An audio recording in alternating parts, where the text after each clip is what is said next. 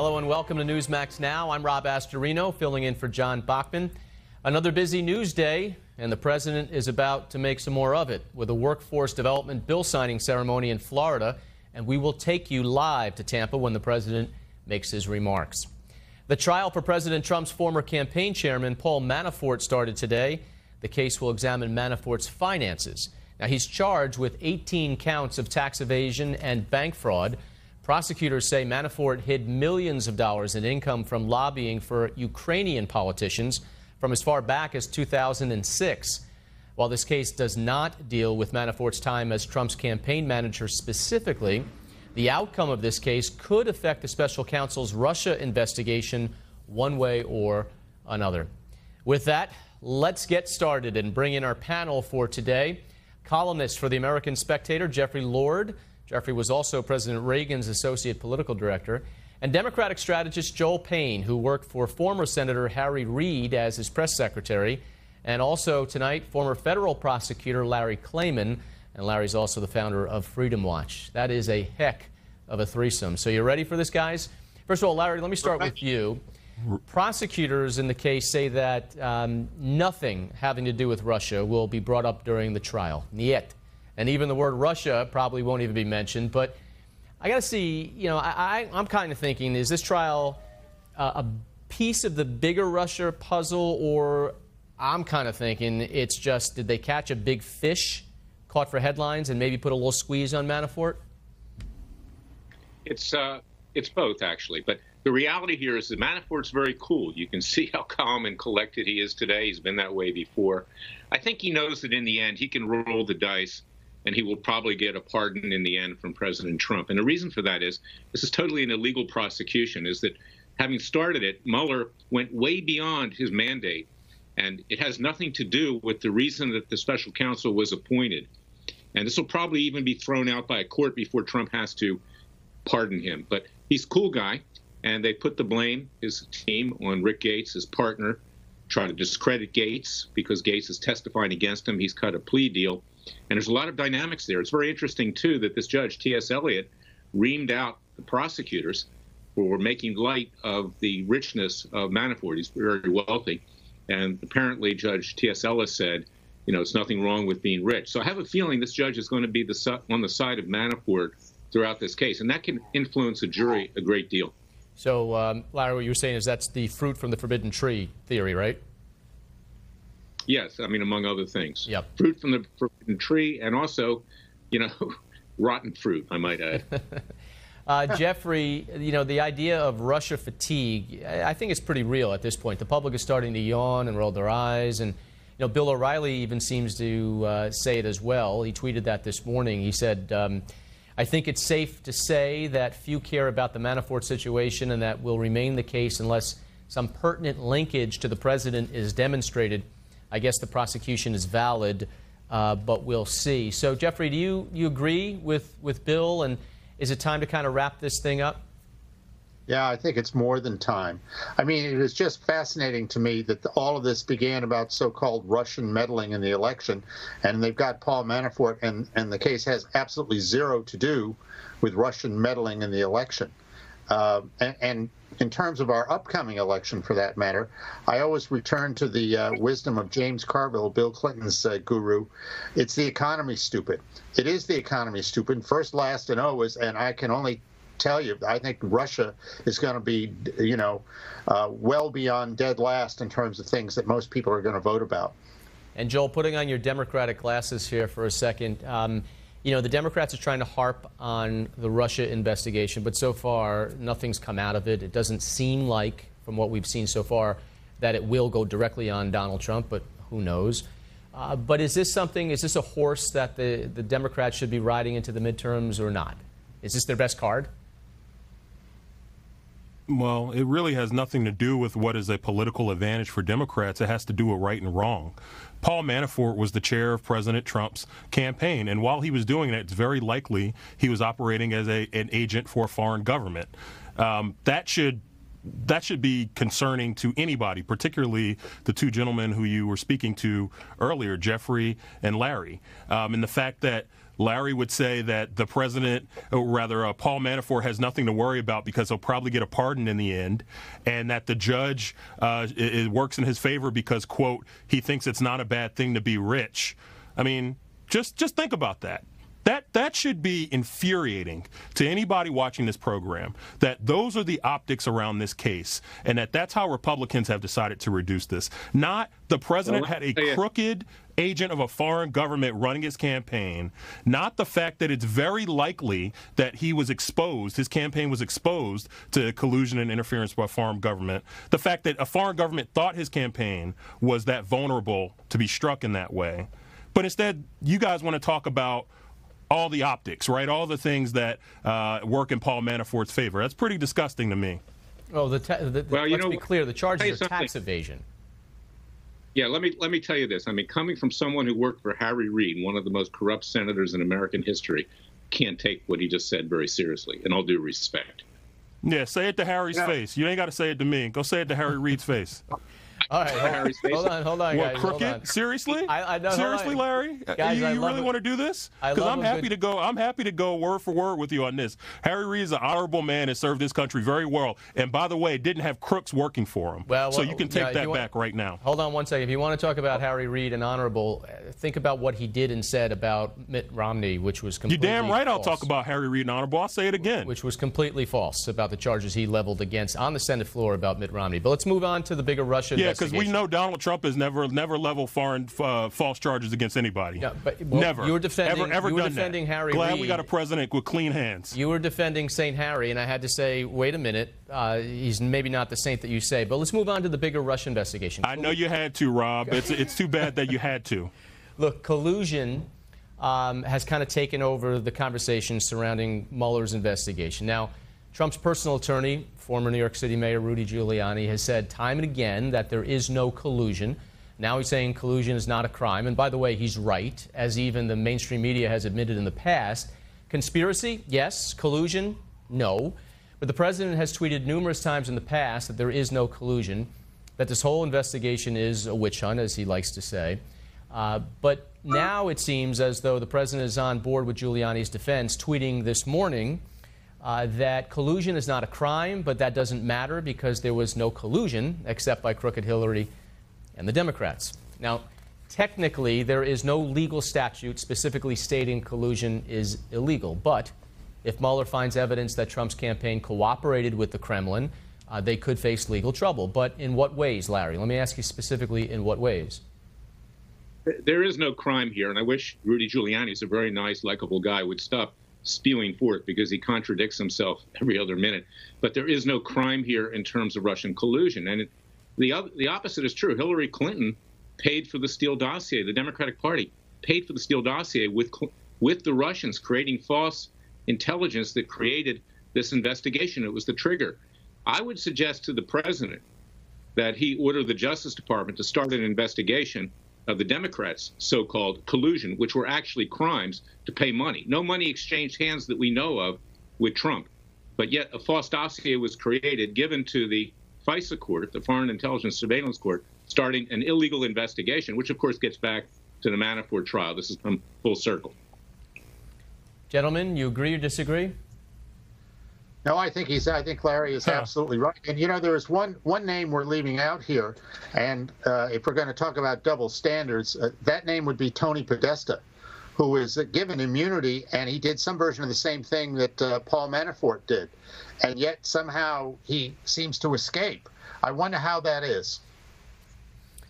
We know how it is. You know, I wish I could. I wish I could know, Rob. I got to get this off. Sure. I wish I could exist in the fantasy world that you guys are living in. In your world, I look like Denzel Washington and I weigh 100 pounds less. I mean, seriously, you guys are ridiculous. You guys have created this dream world where Donald Trump is an angel, where Hillary Clinton is a crook, and where Paul Manafort is being wronged and Tony Podesta is getting off. I have no idea how you guys exist in this world.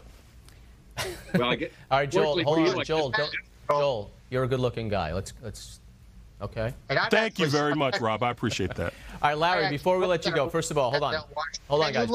Before we let you guys go, Larry, you were on America Talks Live yesterday where you said the president's lawyer, Rudy Giuliani, is a nice guy, but he's past his prime. You started talking about that a little bit before in terms of properly representing the president and that Giuliani is just a public relations spokesperson now. Isn't that just as important since a lot of this is political and public persuasion, though? It can be if you've got a real legal defense team that does criminal defense behind you, and he doesn't. And regrettably, Jay Sekulow, who's a very nice person, I know Jay, he's an excellent religious rights lawyer, but he's not a criminal defense lawyer. So the president's been getting bad advice. Now, Rudy Giuliani hasn't tried a case for decades, and he did it as a prosecutor, not as a defense lawyer. He needs new representation. And there's nothing wrong with Rudy going on TV as long as he keeps the story straight. But he can't do that. So it's creating all these problems. And even the president has criticized him for spewing forth facts which, according to the president, were not accurate. So it's a mess right now. And the president's getting dragged along to the guillotines here. And he's taking this advice. And he needs to use his own instincts. He needs to take action. Rosenstein, the deputy attorney general, should be fired. Put somebody in there.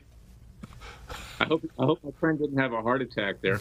And I did. And yeah, and he needs to be fired. So you get somebody in there. You know, Larry, you could have Jesus Christ. You could have Jesus Christ representing Donald Trump, and it doesn't change the fact that the client's a crook, and the client has violated the law and has people around him who violated the law. So it really doesn't matter who the attorney is. Joel, do you want to throw in allegedly there first? Joel, you want to throw allegedly in? Nope. All right. All right, look, guys, stick around. Hold on. I don't. You want to know why? Because our president would give me the same justice. All right. I'll tell you, the very fact that we don't have Hillary Clinton as president means that Jesus Christ has played a role in this whole thing. And we have to stop there. Stop. No. Hold on, guys. That was a good line, though. All right, look, Larry, thank you for coming on with us tonight. Jeffrey, Joel, you're sticking with us for the entire show, so hold on. And when we come back, the president is in the Sunshine State to stump for gubernatorial candidate Ron DeSantis. We'll dive into the race for Florida governor after the break.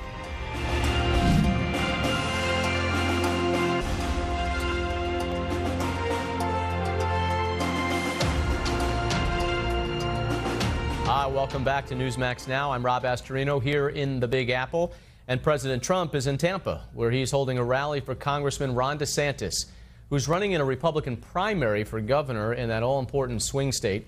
And we'll be carrying that rally for you live at 7 Eastern right here on Newsmax TV. Now, Trump has backed DeSantis since last December. He says DeSantis is strong on border safety and tough on crime, and Trump's support seems to be helping. DeSantis is currently ahead of his opponent, Florida Agriculture Commissioner Adam Putnam.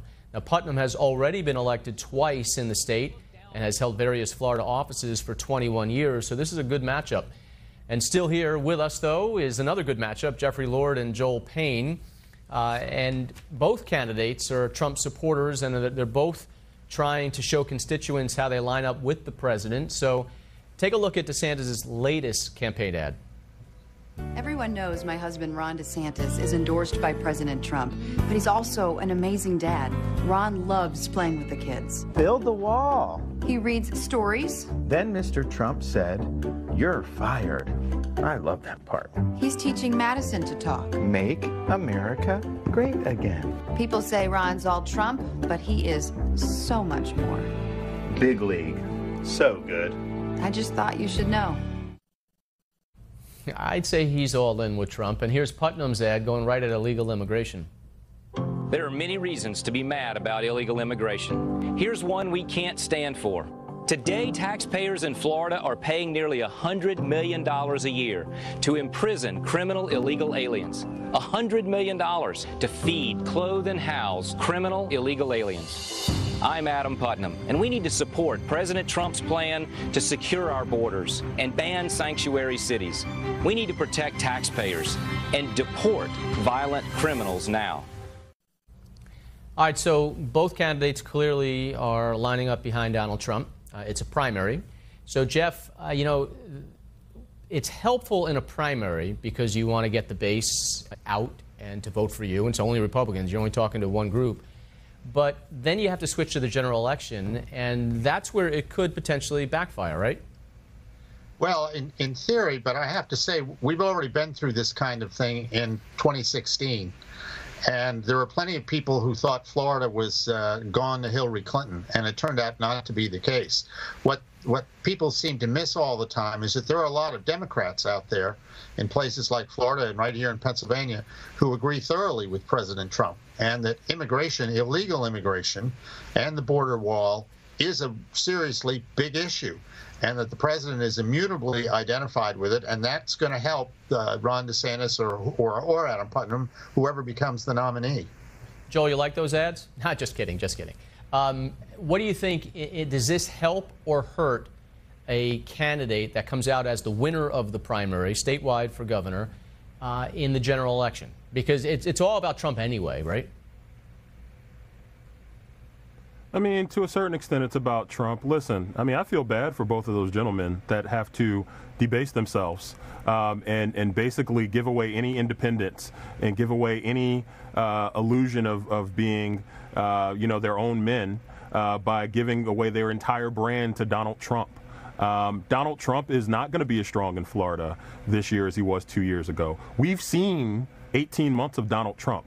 We know how this story goes. Joel, Donald Trump is losing popularity in a lot of places. Joel, he's losing popularity in a lot of places. Joel, I got to put you on pause for a second. Republicans in a number of... The president is coming out. So, Joel, let me hold on to that thought. I'll get back to you. But the president is coming out right now in Tampa for the bill signing ceremony on workforce development. This had a lot of bipartisan support on both sides.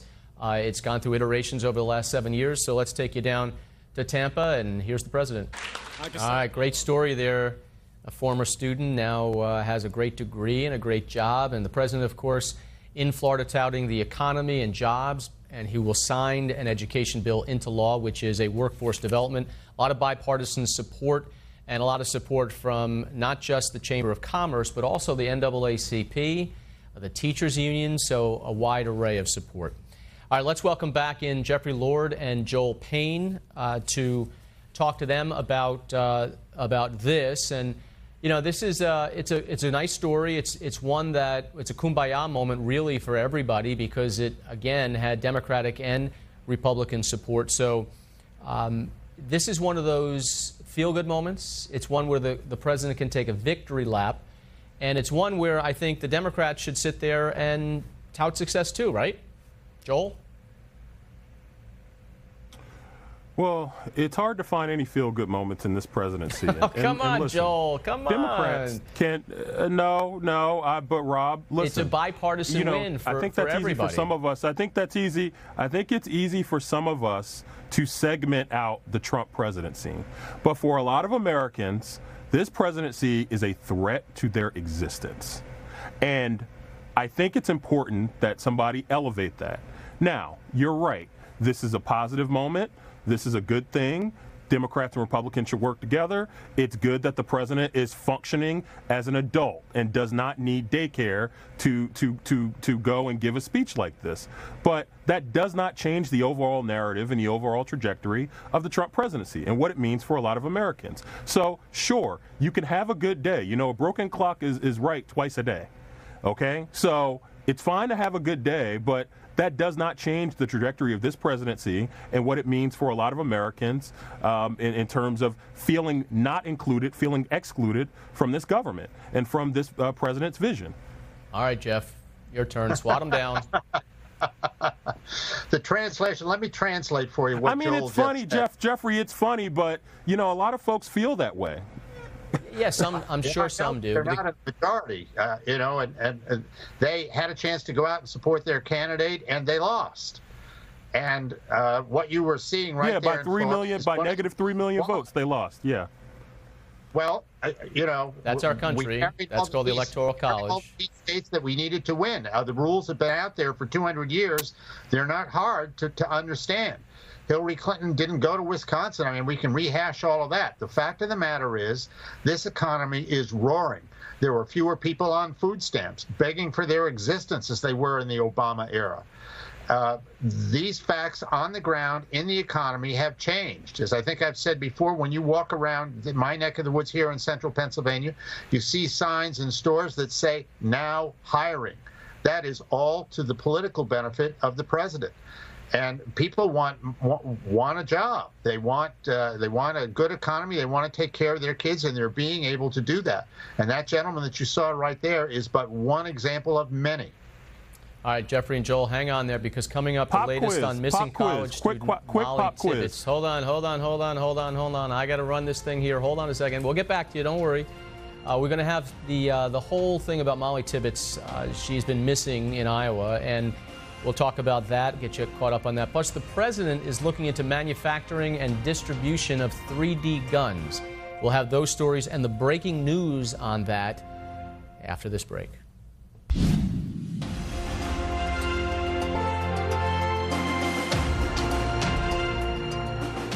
Thanks for being with us on Newsmax Now. I'm Rob Astorino, 20 floors above Midtown Manhattan. So let's take a look at some stories making headlines today. Iowa investigators gave an update this afternoon on the search for Molly Tibbetts, but provided little new information. Officials say they've looked into more than 200 leads, but haven't gotten any new information. They also refused to clarify exactly when the 20-year-old went missing. She was last seen on a run on July 18th around 7:30 at night. Actor Alan Alda revealed today that he has Parkinson's disease. The 82-year-old told CBS this morning that he was diagnosed 3.5 years ago.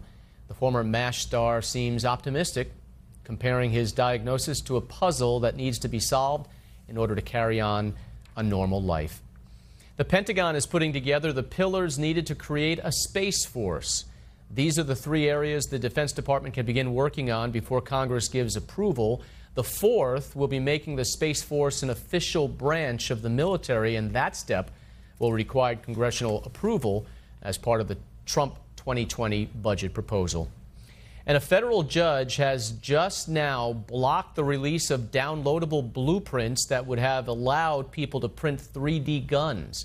The blueprints were set to be released to the public tomorrow.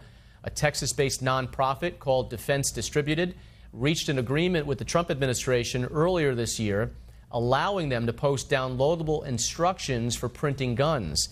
8 states have filed suit against the administration over its decision, arguing the hard-to-trace plastic weapons threaten public safety.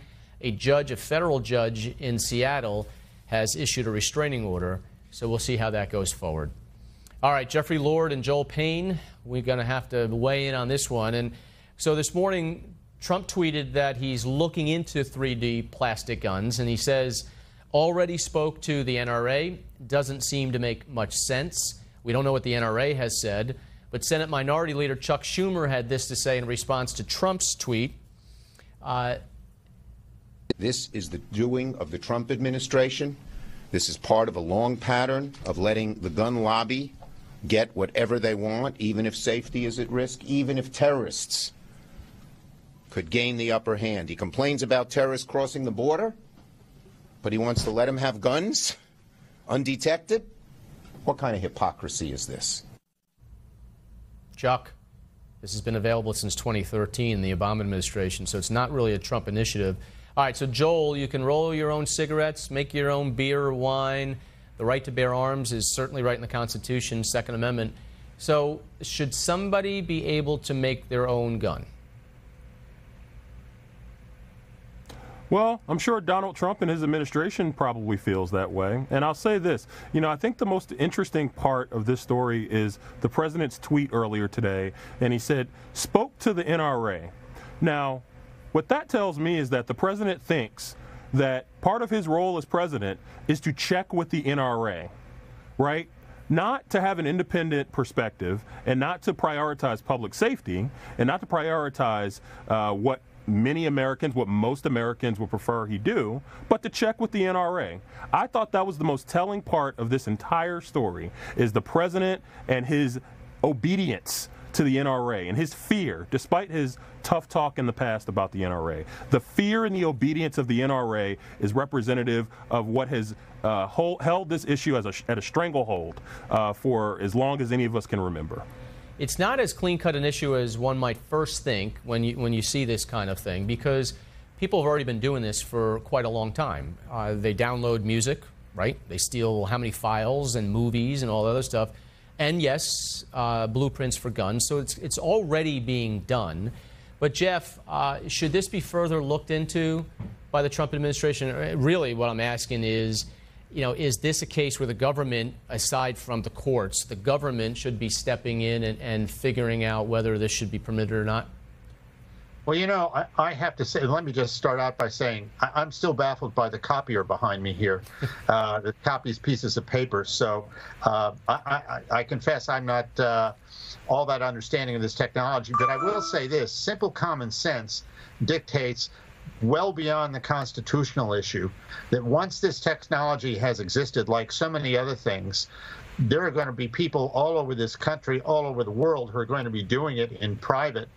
And they already are. Government's no, right, and the government's going to have absolutely no idea.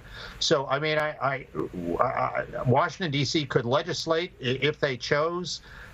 We'll get into the back and forth that we always get into over guns. But I frankly think at this point that this might even be totally irrelevant, that just simply because of the technology, it's going to be everywhere and it's going to be unstoppable. Well, it's going to be interesting as this moves through the courts, because the courts in the past have basically sided with individual rights and individual press rights, with copyright, all those kind of things. So this could be a lot more interesting than people think. Coming up, Trump is not backing down on his immigration demands, and this while his top immigration officials get grilled on Capitol Hill. We'll talk about it coming up next.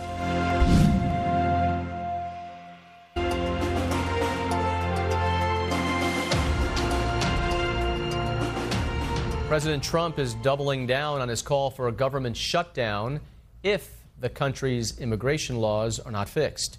Today, Trump tweeted this: "I don't care what the political ramifications are. Our immigration laws and border security have been a complete and total disaster for decades, and there is no way that the Democrats will allow it to be fixed without a government shutdown. Border security is national security, and national security is the long-term viability of our country.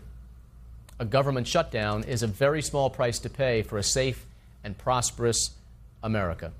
Now, Trump's latest threat comes as the Senate Judiciary Committee questions top immigration officials on Capitol Hill, and there was bipartisan criticism from lawmakers appalled at the hundreds of illegal immigrant children who remain apart from their parents.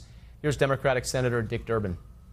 In the name of these deleted family units, 711 lost children, and common decency, I am today calling on the architect of this humanitarian disaster, Department of Homeland Security Secretary Kirstjen Nielsen, to step down.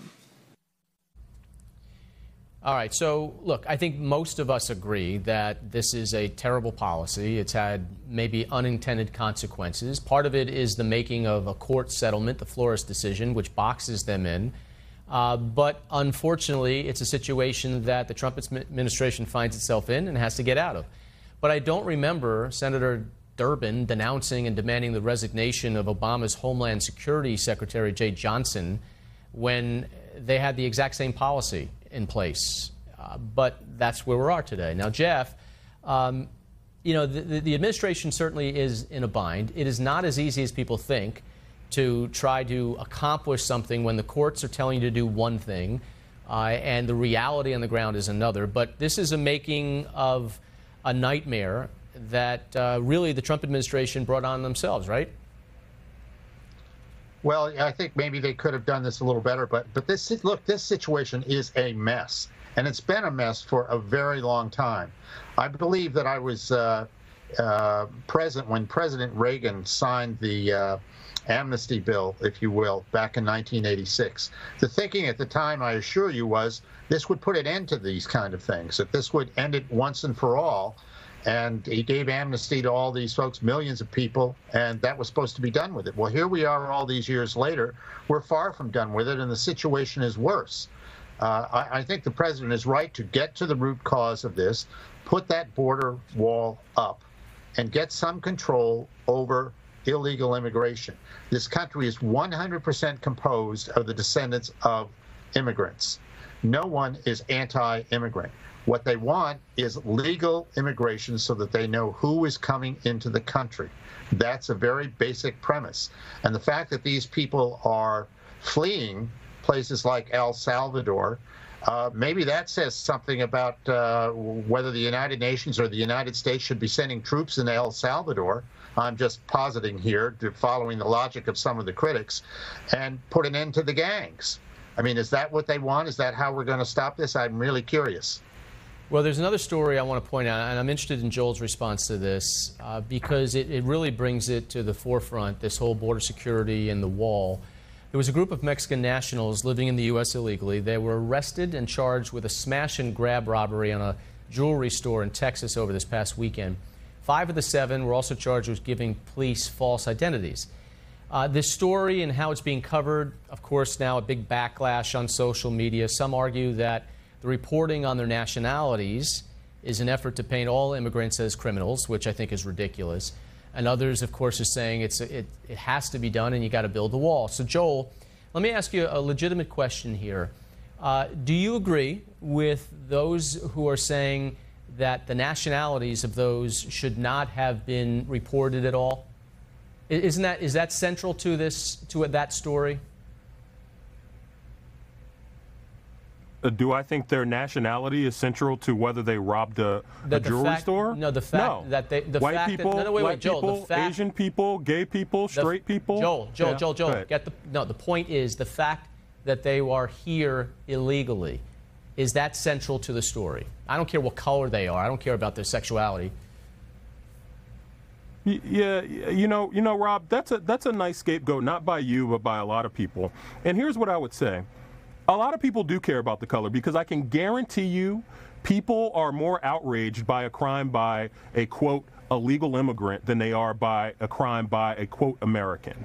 And I think we have to actually take a step back and examine that. But I don't know if we're actually, in this society, if we actually have the right societal makeup to have that conversation, because there's a lot of unconscious bias there that we really need to address in this country before we go further with that. But I just want to say something. You know, this is a humanitarian crisis of the president's own making at the border. This is not something that was thrust upon him. This is not something that he was forced into. He decided to uproot these children, to destroy these families, and now he's complaining, and his administration is complaining because it's hard to put them back together. And they're complaining because a judge is holding them accountable. It is shameful what is happening at the border with these families, with these children who have been separated from their mothers and their fathers. It is a disgrace. It's a black mark on this administration, and it's something that I'm telling you, many Americans, not just those of Latino descent, are going to remember at the ballot box in 18 and in 20. This is a low, low point for a presidency full of low points. All right, just getting back, and I just want to put a little period at the end of this one before we move on. It was a but for the fact that they were here illegally, the crime happened. If they were not here illegally, the crime would not have happened. That is the point of the story, and that's why I think it's fair reporting. Coming up, one top Republican is calling on Twitter's CEO to ban a congressional candidate from tweeting. We'll tell you why in less than 280 characters when we come back.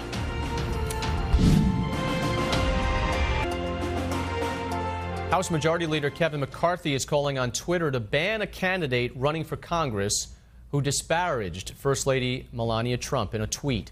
The House candidate in question is Mark Roberts, an independent running to represent Oregon in the 2nd District. Here's what he said about the First Lady after someone simply brought up the point of Melania's staff size being smaller than Michelle Obama's. Did you know the First Lady works by the hour? Hashtag think dirty, hashtag hoebag. In response, House Majority Leader McCarthy called on Twitter CEO Jack Dorsey to take action. This attack on @FLOTUS is disgraceful. Comments like these have no business on any platform. This account should be banned ASAP. Well, as of now, Roberts' tweet remains up and his account is active with its 1,515 followers. We know Twitter shadow bans Republicans, but this just happened to slip by the PC police. You know what? My opinion, I don't care what he says. Keep it up. I'd rather everything be up than things start to get banned. So you get the last word, Jeffrey and Joel. Yes or no? Should it be banned and taken down or allowed to stay up? No, I totally agree with you, Rob. I'm a First Amendment fundamentalist. Let this guy be judged by what he posts. Joel? Come on, Joel, give us a kumbaya, I kumbaya moment. Yeah, I was going to. I tend to agree with you. I think it was disgusting what he said about the First Lady. I also thought it was disgusting what a number of people said about Michelle Obama the previous 8 years as well. I think family should always be off limits for anybody, Republican, Democrat, Independent, etc. Well, I agree with that, but I also agree with everyone's right to say what they want, and we can judge them on what they say, especially if they're running for office, and they'll face the consequences. And you could see a lot of Hollywood stars about that. But guys, thank you very much. Appreciate you being with us. Thanks, Rob. That will do it for this Tuesday edition of Newsmax Now. Thanks for watching. Remember to keep it here with Newsmax TV, and you can always stay connected at newsmax.com. Have a great night. We'll see you tomorrow. Stay tuned for the President's Rally in Tampa, Florida, coming up shortly.